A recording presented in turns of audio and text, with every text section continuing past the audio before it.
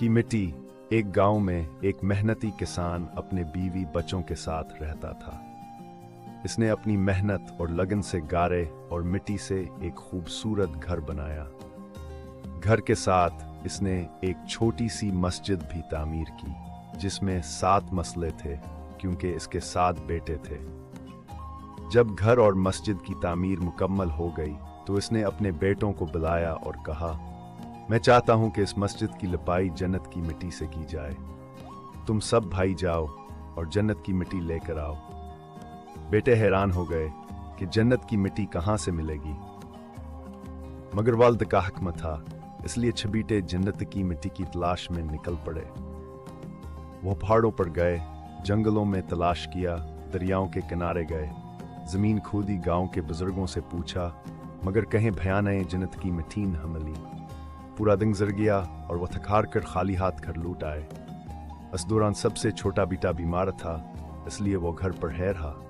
जब शाम को छबाइत के मांदे घर पहुंचे तो वह ने देखा कहानी का सबसे छोटा भाई सहन में बैठा है और उसके पास एक बोरी मिट्टी से भरी हुई है। वालिद ने हैरान होकर पूछा, बेटा तो घर पर था, फिर तुझे जन्नत की मिट्टी कहां से मिल गई? सबसे छोटा बेटा मुस्कुराया और अदब से जवाब दिया, मैं सारा दिन उम्मी के पीछे पीछे फिरता रहा। जहां जहां उम्मी ने कदम रखे वहां वहां से मिट्टी उठाकर मैंने ये बोरी भर ली। ये वही मिट्टी है। वल्दी सुनकर हैरान रह गया। उनकी आंखों में आंसू आ गए। उन्होंने महसूस किया कि जन्नत की मिट्टी के बाहर नहीं बल्कि मां के कदमों तले होती है। छबड़े भाई बेशर्मंदा हो गए और उनके सर झुक गए। उन्हें अपनी गलती का एहसास हो गया। वो सारा दिन जन्नत की मिट्टी के लिए भटकते रहे, जबकि इनका सबसे छोटा भाई सच्चाई को समझ चुका था। वालिद ने अपने सबसे छोटे बेटे को सीने से लगाया और कहा, बेटा तूने हकीकत को समझ लिया है। वाकई जन्नत मां के कदमों के नीचे है।